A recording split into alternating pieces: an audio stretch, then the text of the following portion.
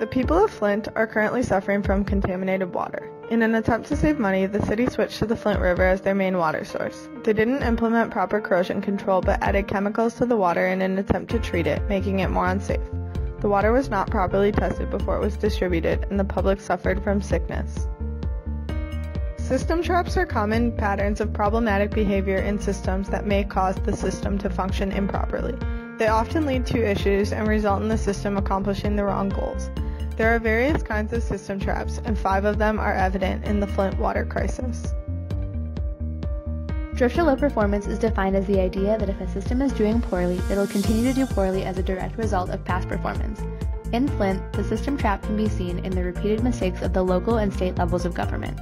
The first mistake made was switching the source of the city's water without fully considering the implications of this change on the lives of individuals and the surrounding environment.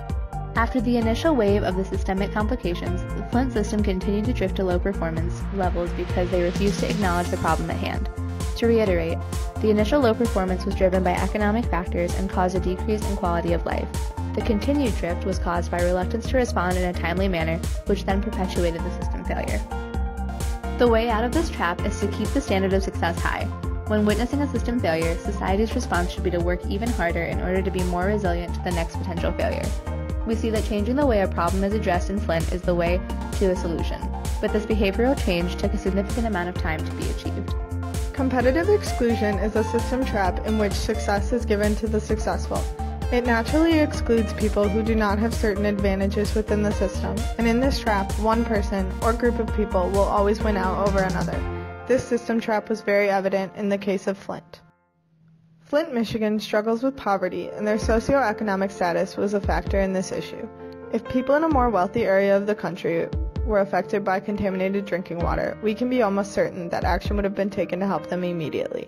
But because the people of Flint did not have wealth or status, they still live with contaminated drinking water. The best way to get rid of competitive exclusion is to level the playing field and try and get rid of the advantages that certain groups have so that everyone has an equal opportunity to be successful. In this case, the people of Flint should have received the same level of government intervention to help fix their water. Shifting the burden is a system trap when one group involved in a problem places the blame on another affected group. Sometimes the blame is placed on circumstances rather than a group of people. The concept of shifting the burden could be seen in Flint very clearly. At the end of the day, the people did not have access to clean water and suffered innumerable health complications as a result. The people of Flint wanted someone to hold responsible for the negligence. Local authorities passed the blame to the state, who passed the blame to the federal level. Because so many individuals oversaw the mistakes being made, convictions were only carried out months after the contamination. When confronted with shifting the burden, the best solution would have been to focus on long-term solutions to water contamination like adding corrosion control, rather than short-term solutions. If this was the mentality of the problem solvers from the beginning, the scope of impact of lead contamination would likely be reduced. Rule beating occurs when the agents within a system find ways to bend or break rules in a system to give themselves an advantage. In the case of Flint, the city was looking for a new source of drinking water, and in order to save money and eventually their own reputations, agencies responsible realized that the water they were using was not meeting safety regulations.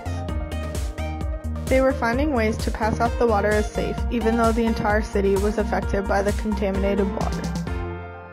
The best way to prevent this from happening would have been to design the rules so that they achieved the desired purpose and emphasized providing people with clean water.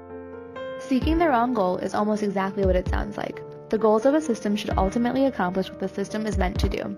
In the case of Flint, the system was meant to deliver clean drinking water to a city during a time of economic turmoil. When this failed, authorities in Flint attempted to silence the voice of the people by distributing water filters, drinking contaminated water on television, and discrediting citizen science. In reality, they should have reminded themselves of the end goal and focused all of their efforts on restoring clean water rather than maintaining a reputation. Specifying the goals from the beginning would have been critical in helping to restore quality of life to Flint, Michigan. Traps are easy to fall into. Each one has a solution that, if followed, restores balance to a system. The Flint crisis can be described by many traps, but at the end of the day, the failure and reluctance to remedy it put lives in danger. This tells us that when a system fails, it's the responsibility of the people to stand together, demand the truth, and rise above the hardships they face.